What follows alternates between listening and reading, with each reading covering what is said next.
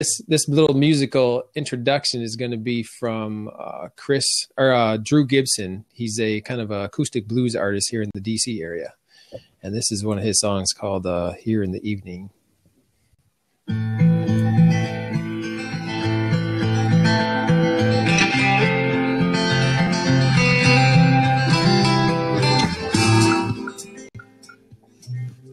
Welcome to the BNI Blast on Blab. If you're listening to this on the replay, retweet and share this with your followers and fellow BNI and business networking colleagues. First of all, we'd like to start off with a little introduction and description of what is BNI. BNI is an acronym. It stands for Business Networking International. BNI is the largest networking organization in the world with over 180,000 members. In 2014, I believe, is the latest statistics. We generated 6.6 million referrals, resulting in $8.6 billion of business to BNI members. BNI offers members the opportunity to share ideas, contacts, but most importantly, referrals. So if you're new to BNI or this Blab platform, you can click on this the little tweet or Facebook post thing on the upper left-hand corner if you're watching from a desktop. And that'll let your followers know right on Twitter that you're participating. Thanks for the shout out on the description. I've practiced that several times, Peg. So let people know that you're watching the show. And I'd like to introduce myself first and have my co-host introduce himself. My name is Brian Lobig. I'm the they call it the growth coordinator for my BNI chapter, because I know a lot of people and not afraid to invite them any time of the day to come and visit our chapter. I'm also I'm the owner of Lobig Inc. Web Consulting, an internet kind of web consulting business here in the Washington, D.C. greater, we call it Northern Virginia, NOVA, Northern Virginia, Washington, D.C., Maryland area. And I'm a member of a BNI chapter called the BNI Capital Business Alliance, which is in Bethesda, Maryland here. And so I'll have Philip introduce himself. Hi, I'm Philip Day. I own Philip Day Communications, and we have a pretty large menu. But tonight, since search engine optimization is the main topic, I want to let you know that I do SEO, I do copy, I do optimizing websites and content management. I just love the stuff. I just admit it. Brian and I love SEO, and it's just such a thrill to have Chris here tonight, who knows more about SEO than I may ever know. Then the two of us, I'm just thrilled to have him here. So, two of us squared. Yeah. And so Chris, we are really thrilled to have you here and to help us learn about this incredible world of optimization. And in particular, the business of SEO. And so let me introduce Chris a little bit, and then I'm going to introduce you myself and tell you what I think about you. And then then you can say a few things to fill in any gaps that I might miss, and let us know a little bit, about what chapter you're involved in. But Chris Burres of ewebresults.com, he's the president of his BNI professionals chapter in Bellaire, Houston, Texas, right? Yep. He's a founding partner of eWebResults, an internet marketing agency specializing in SEO digital marketing strategies. He's also the co-host. How I got to know him through digitally is he's the co-host of the SEO podcast Unknown Secrets of Internet Marketing. His podcast is co-hosted by Charles Lewis, a fantastic co-host, an SEO pro. He is one of the top. So I did a little research on this. I know you talk about that your podcast is the top internet marketing podcast on iTunes. You're also the top 100 podcasts in management and marketing overall in the world. You're in the top. You're like 104. I did that research. The closest SEO podcast. So I also compared who's the closest SEO podcast to eWebResults. The closest SEO podcast is competitors is the number 250 position. So you guys are number one and number 104 overall, and then they're number 250 positions below you in that same category. So anyway, does that mean we're like twice?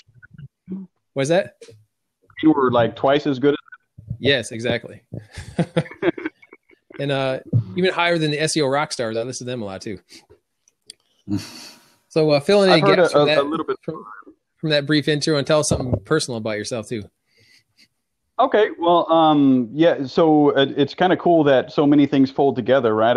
I've talked to people around the country because of the podcast, and I'm often promoting BNI to people in other parts of the country. I'm certainly promoting BNI to everyone I bump into in the Houston area.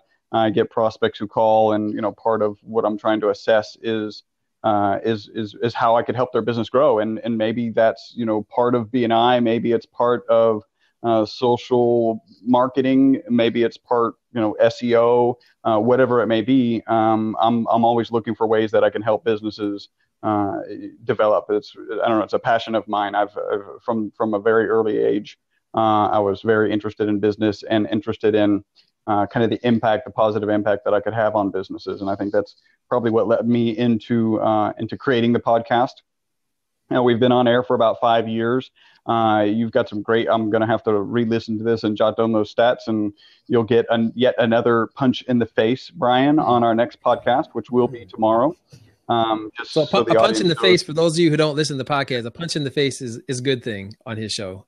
Yeah. Oh, there you go. All right. Yeah, it's a positive thing, and you'd actually have to go back probably like 3 or 4 years to hear the podcast where that actually came about. But yeah, instead of a shout out, we do a punch in the face. It's kind of fun when somebody calls in from another part of the country. Currently, our kind of internet marketing efforts and of course BNI marketing efforts are localized in Houston. And if somebody calls from around the country, I'm pretty certain they're a podcast listener or a referral of some sort. Yep. And I always kind of ask how many podcasts have they listened to before I give them a punch in the face over the phone. Okay, nice, very good. How about a little peek into the personal side of Chris Burres? What's something that people would not generally know about you, who even listen to your podcast a lot? Yeah. Okay. So my dad was in the Air Force. I moved every 2 years. Unfortunately, the Air Force kept moving us back and forth to the same place. So I've lived in Virginia. I've lived in Manassas. That's in your neck of the woods relative to Houston, of course. And I've lived in Virginia twice. I've lived in Ohio twice. We actually did a short stint in Taiwan. So I grew up moving every 2 years. I moved to Houston because my dad got a job here about the same time I was about to start college, and I just applied to the University of Houston and got my degree there. You guys would probably not guess what my degree is in. One of my minors is relevant to what I do, but I've got my undergraduate is in mechanical engineering. I got a minor in computer science, no surprise there, and a minor in math. And I actually started my first company when I was still in college. That was back in 1991. It's a carbon nanomaterial manufacturing business. So some people have heard of buckyballs and nanotubes. We're the first company, SES Research is the first company to deliver commercial quantities of carbon nanomaterials that still exist. So one company beat us, they no longer exist. So that's something people don't know. And then in 1999, I got together with our current designer and one of our partners. His name's Javier Chiesa. He does amazing graphics works. He's actually one of those crazy guys who can do graphics and IT. Mm-hmm. And we started eWeb Style at the time. We recently changed our name. Yeah. And our focus was developing websites. And what we found is within 30 days or even the same day that we turned over a website to our clients, they were interested in how they got on the first page of Google. Yep. At the time, we were a two-man company. And I was responsible for getting some websites in very highly competitive markets onto the first page. So we knew how to do it. We were just a two-man company. We didn't, as you guys know, SEO is time-consuming and actually has gotten a lot more time-consuming as time has gone on. Yep. Interestingly, we were doing a time assessment for our team at lunch today, and really to do a good job, we're going to have to raise our prices again because it is now so time-consuming. And we may even be scratching our some of our smaller packages because they don't include some things that are important now. Yep. So is social media marketing an option if you're an SEOer?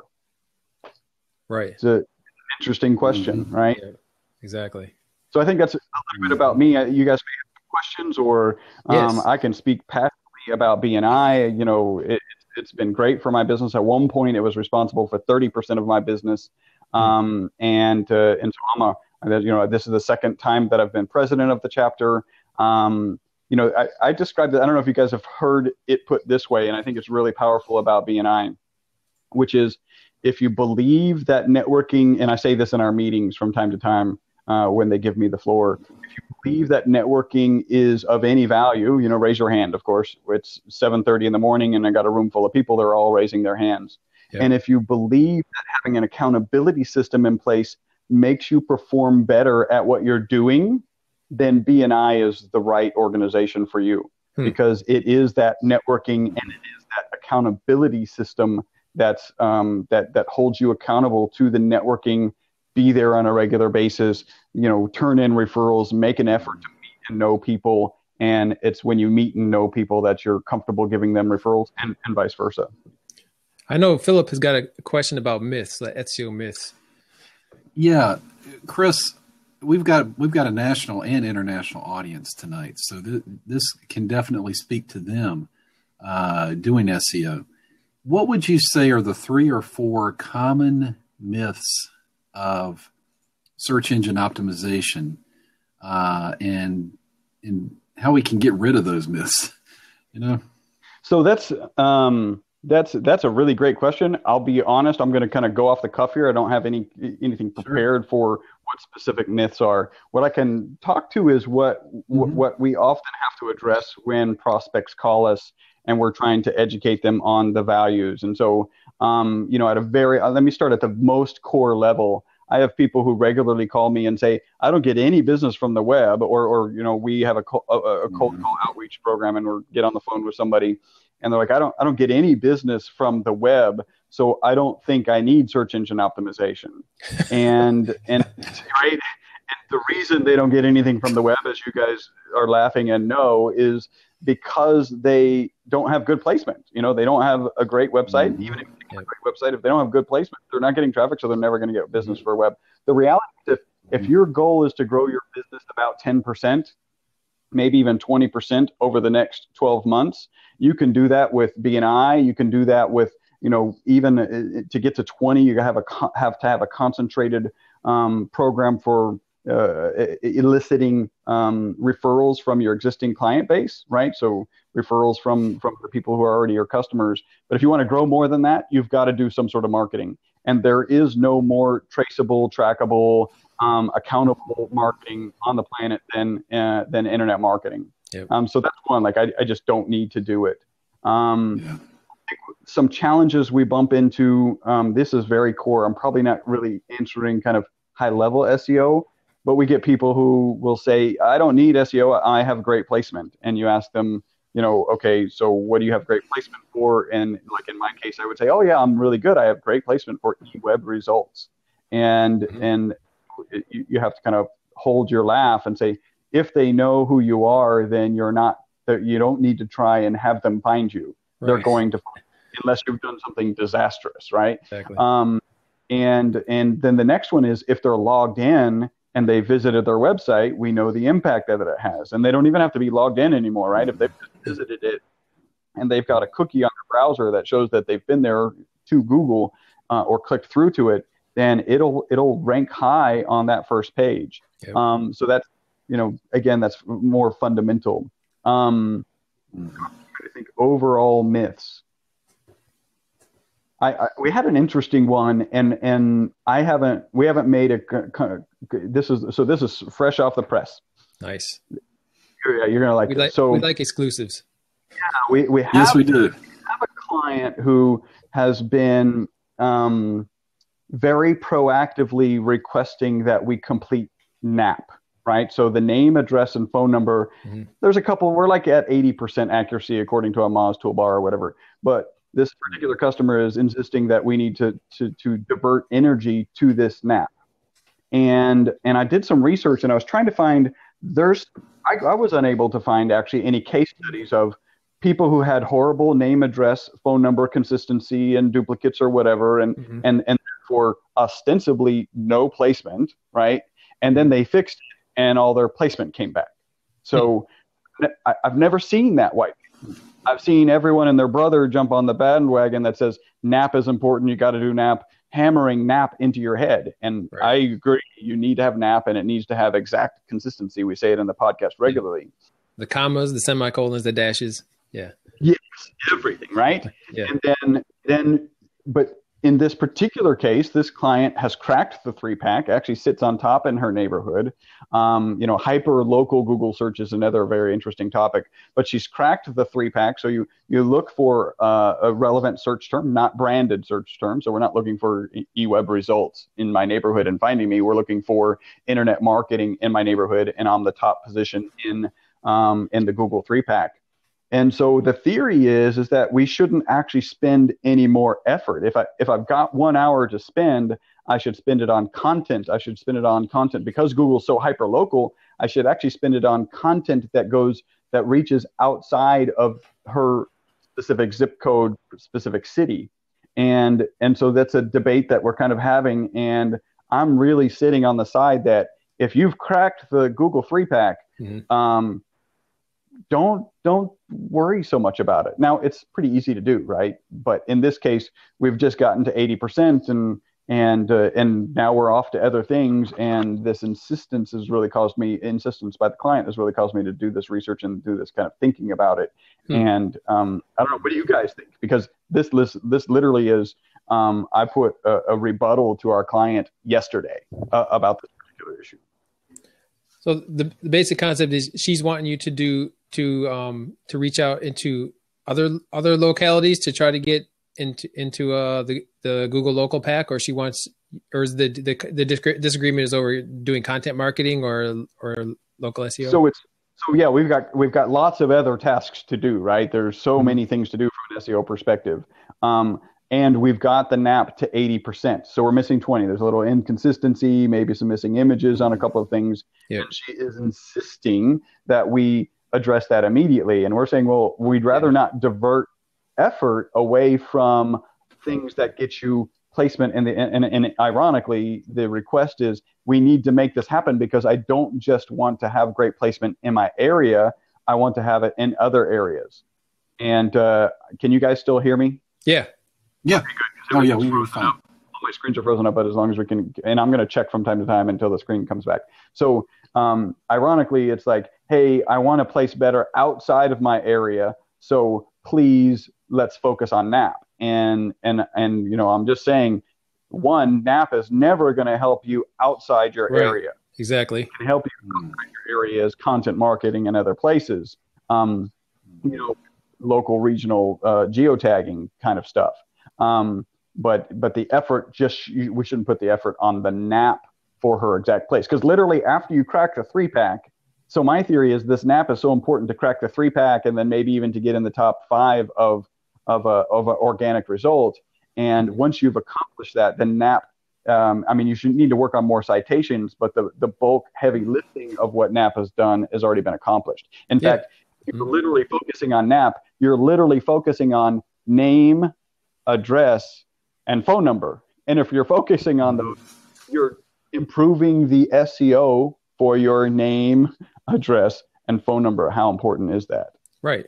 And so if her goal is to rank, is to focus, to get more rankings in other areas, but she's telling you, I want you to focus on the NAP. Yeah, she's trying to tell you how to do your job, basically. Well, this is not this particular client has not only told us how to do our job, undone stuff that we've done, and I've been there. Stuff that we've done quickly. So it's been an interesting challenge. But this one is the most recent and the one that really kind of got me thinking about NAP because, am I right? SEOs hammer NAP. We hammer NAP in a podcast. Philip is actually is like our directory king. So he's on my team for SEO, and so he really focuses on optimizing directories. Going into Moz local, and then submitting and coordinating all that stuff. He's actually on a first name basis with YP.com. Youngprince.com. So what's your what I was talking about? Well, when I look at SEO, it just seems to me there's so many elements involved. I mean, I understand what you're saying about name, address, and phone number, but I'm looking now. Well, let me just say this: I had a meeting today with a possible client, and their big question was: is social media really that important when it comes to people getting to my website? Yeah. I gave them my answer, but I want to hear your answer because I'm hearing that a lot from clients. Brian and I both. It's like, okay, yeah, we get the website part, but doing Facebook and Google Plus and LinkedIn, yada yada, Twitter, is it really worth it? Yeah, that's a great question. I want to hear him answer that. But the people in my generation, like the Gen Xers, I'm a Gen Xer. I'm so ashamed of my Gen X pupils because I have so many friends in high school, classmates who are like just so social media ignorant. I mean, they're barely on Facebook. The only reason they're on Facebook is to watch their kids sometimes. And then they're not on like anything else. And they're business people, and they own businesses and they want to deal with it. It's like, half the people in my BNI group are not on anything. Like they might, they might have a Facebook account. That's it. They don't know about Twitter. They don't know about, forget about live streaming. I mean, that's like another world. But let's hear what Chris has to say about social media impact on SEO. Robin's right. Here's kind of a couple of perspectives on social media.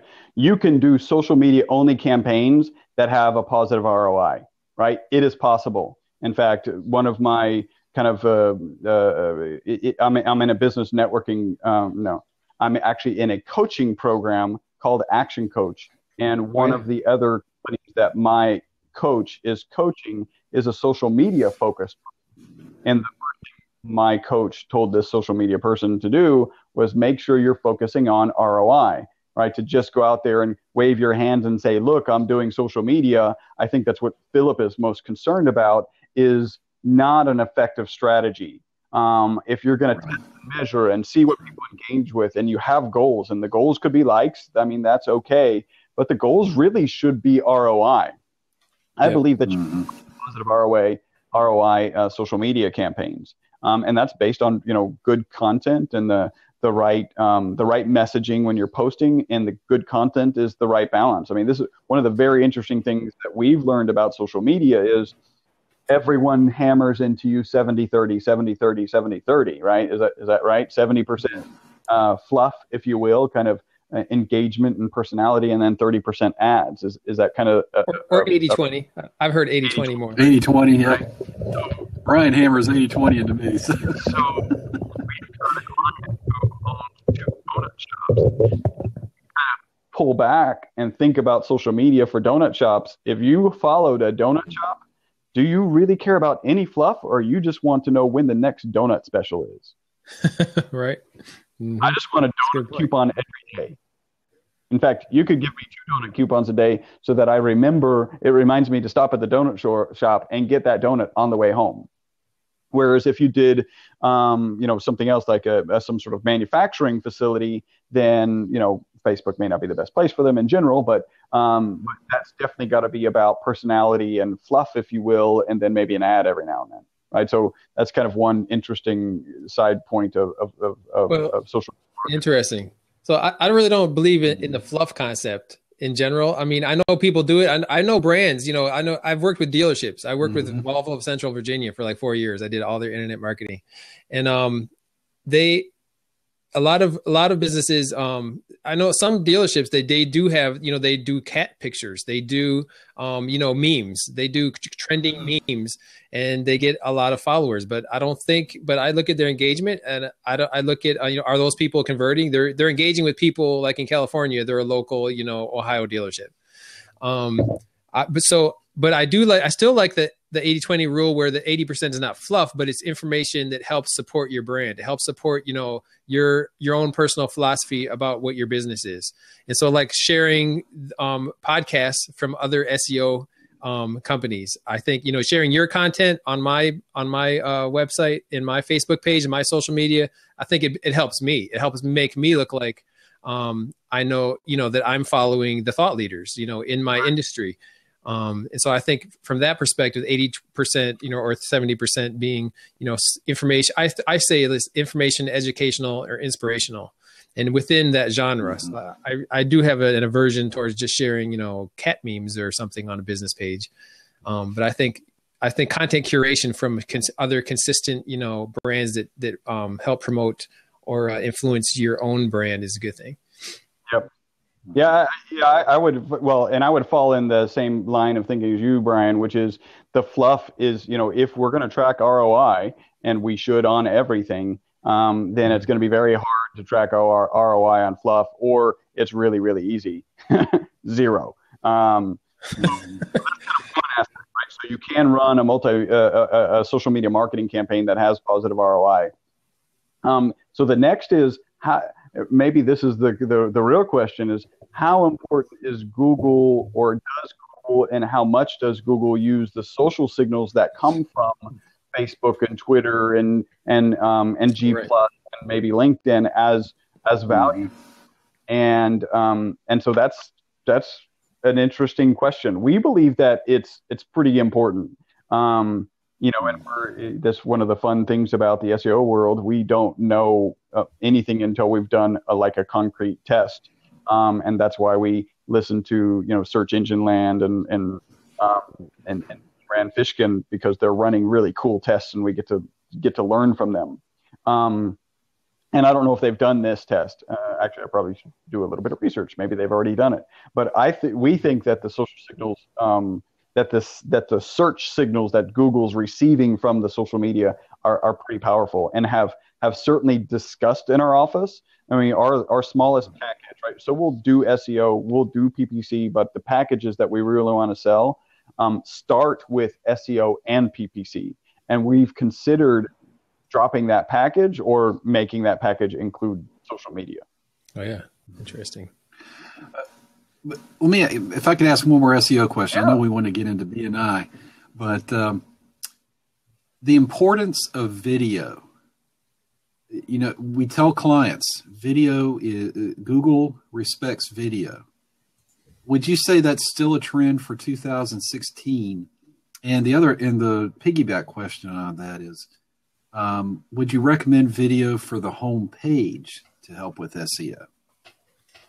So video is huge, and to be fair, as a company, we don't incorporate video enough, and that will probably be changing in 2016. If that tells you anything about what I would predict about the trends of 2016, video is very important, and we see better engagement. I mean, people will watch a 3-minute video that expresses what it could take 10 seconds to read, and that's time on site. That's engagement.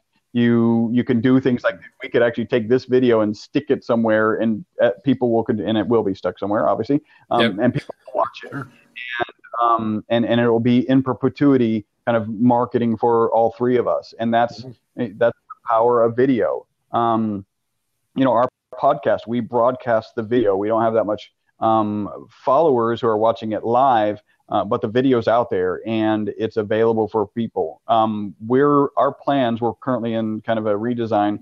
We actually had like a 30-minute row today at lunch about what we should do with our website, which is kind of, it's exciting. I love to have discerning opinions and people passionate and pounding on tables. I think when that happens, then you're going to end up with a good product. And we don't just do that with our customers. We do that. I mean, we also do it with ourselves. That's what we're with our own website. Yep. So I think we have plans to have video on the homepage. So I think it should be on the homepage. It was very clear when it was just sound that you should never have sound playing on your website. Right. But video playing on your website, we've got a number of websites that have video playing, and they're doing pretty well. What about, do you have the sound turned off or on when they start playing? On. On? It's on. Yeah. Yeah. Yeah, that's violating one of my personal top 10 mistakes. And so we haven't really done A/B testing on it yet because we've got other things that we're working on those accounts. We'll probably get to that. but they're performing well, right? Like we would have already A/B tested that if we weren't getting, if we felt the video was strong and we weren't getting results. I appreciate the concept of keeping the sound off. But it's a debate, right? Right. And it's very clear. And we were actually working really closely with Reach Local some number of years ago, and there was one rep that was super smart, had access to the data, and he was unequivocal. You should not have sound play on your website. It causes bounce rates. But I'm not convinced that that's true of video. Yeah. Okay. And Thank you. I know you're probably on the side of if we were to make a guess, and we both are, you would guess yes, and I would guess maybe it depends on the site, right? Maybe it depends on the sound that starts, right? So if it's the owner of the company who starts off and welcome to Noble Money is one of the clients that I'm thinking that has a video playing on the homepage, and we even got it's kind of loaded. It actually has a pop-up and a video, which pop-up probably breaks your other rule. Well, don't pop-ups have I've heard that pop-ups have a negative impact on SEO. So I haven't actually heard that, and we certainly haven't seen it. Okay. But I'll thank you for telling me I should research that more. Yeah, because I was reading another blog from an SEO guy. I can't remember it off the top of my head. I think I was just this week. It's one of the SEO thought leaders was giving like the top 50 something of ranking factors. Some of the top ranking factors for impacting search engine results, and they had done some research and that pop-ups were having an impact, not a detrimental impact on SEO, but it was having a negative impact. I'll have to look that up. Interesting. And I can see that. What the purpose that we're doing is really, in that case, driving newsletters. And so I think also what you're doing with the pop-up can have an impact as well, right? So what does it say? How in your face is it? It's one of the things that's interesting that we're finding, because our sentiment right now is that pop-ups are useful and generate action. Right. What's interesting is we would hate a splash page, but a pop-up is a splash page. Right. It's just one that you can see the stuff behind it. Yep. And so it's a very interesting dynamic that as long as I can see there's other stuff, and they're designed so that if they don't, if they click off of it, it goes away. If you click the X, it goes away. So it's very easy to get out of the way. But it's very interesting. So I have a question I've been dying to ask you ever since I've started listening to your show. And actually I asked this when as a question that you guys kind of addressed briefly on the show, but since I have you as a captive audience, one of the ongoing things that we work with clients, who are local businesses. We work with some who are home-based businesses, and they serve like nationally. And so it's always important to, even if they're a home-based business, they need to have a local presence. I would still I know you would recommend to optimize their Google My Business account, say that they serve a service area probably. But if they're really trying to, and then I even asked this question, as paid consulting, because I'm your client as well, about that concept of how to choose like local mod, how to do local search, how to local optimize for SEO. But my kind of follow-up question to that would be like, if somebody's really trying to optimize nationally, we're not going to be using local modifiers in the meta tags. What would be the way that they can really start to rank kind of nationally for national searches, like in other, like they want to, not just kind of nationally, but they want to rank in other cities, other big cities. Like I want to rank in Houston. I'm located in Washington, DC. I want to rank in Houston. I want to rank in New York. And that's kind of their goal.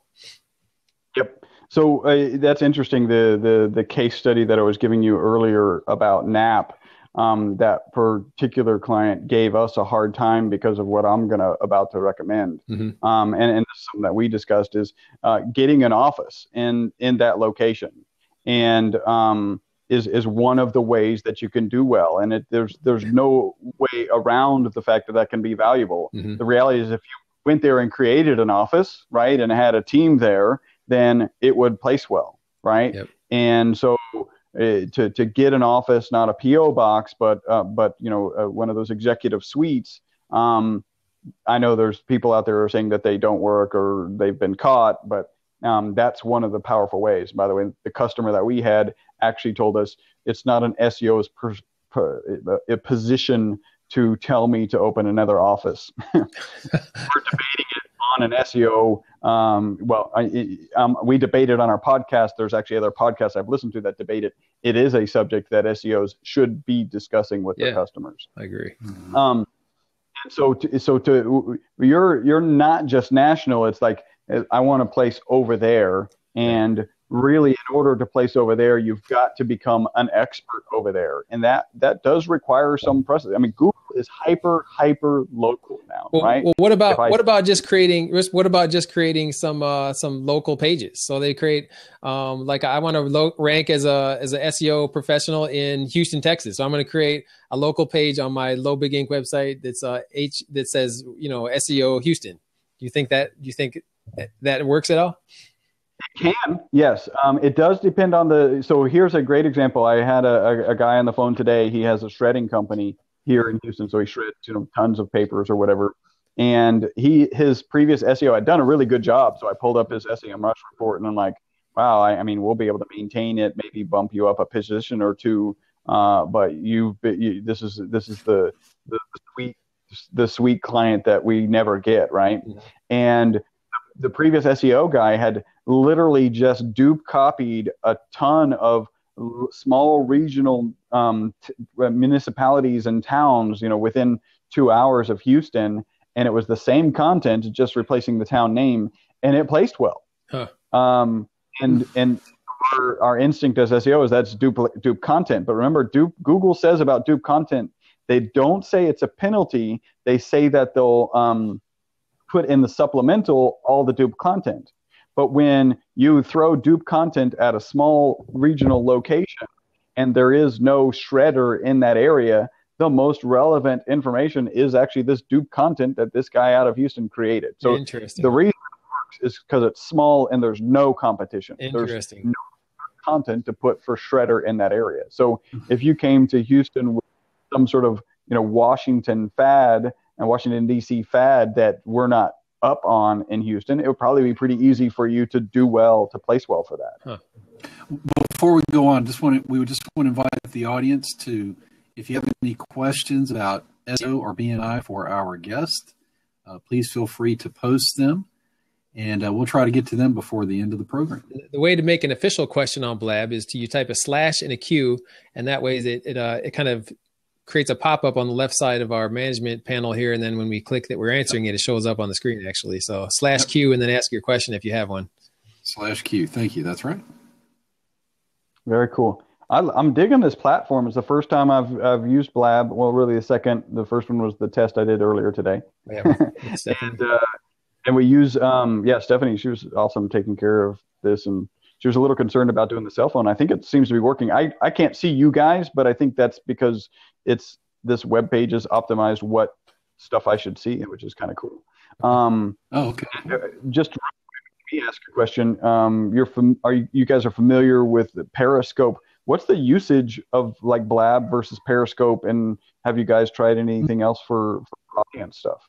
Yeah, well, Periscope is still still huge. I mean, comparatively speaking, I mean, beta is really still kind of very small and niche. But I think it's generating a lot of interest from the techie folks and small business people because of this concept, this interviewing process. Like this, you can actually talk to people. It's not a one-way. It's a totally different kind of style. I mean, Periscope is it's like a TV broadcast. It's one-way communication. They can text to you, but it's really not a dialogue, And with this Blab, we can bring people in and out. Like if somebody has a question, I can bring you in. If somebody would like to ask Chris a question on the show, just I can actually open up the seat right now, and then somebody could ask a question. Very cool. I'm impressed with the platform so far. That's for sure. I'll be blabbing about it. Nice. Well, let's ask you about networking. BNI is sometimes it can be a mystery to some people. They join it and they're like, okay, I understand the networking thing and shaking hands and working the room and all that kind of thing. But I don't know that they really understand about the fact that it's really about also giving. You know, that you're. Oops, we lost him.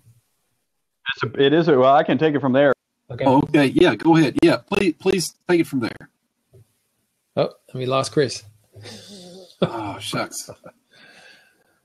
We all went down there for a second. Yeah.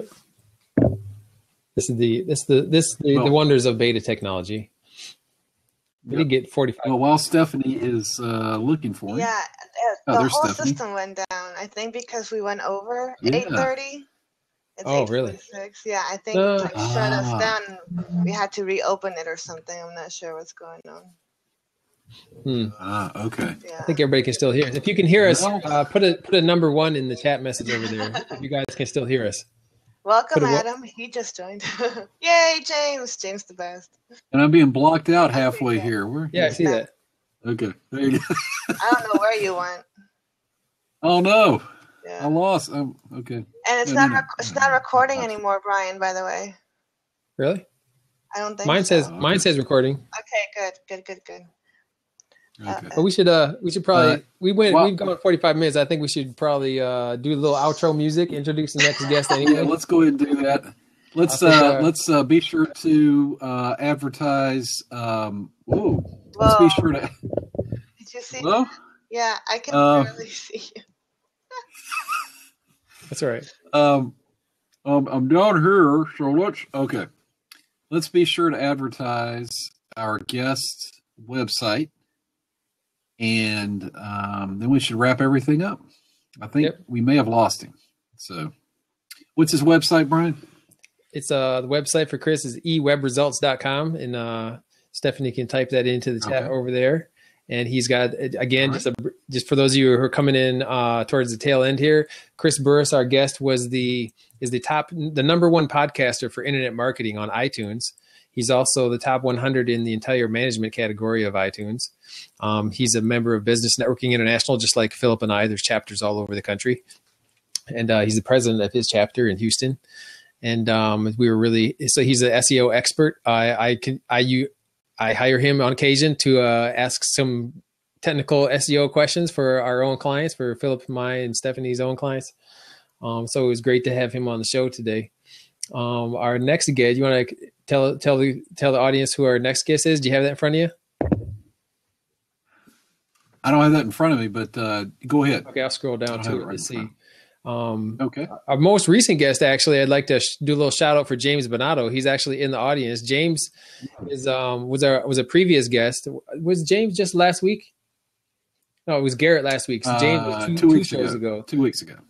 So James is a professional videographer, and he actually has a brand new video coming out. It's a documentary.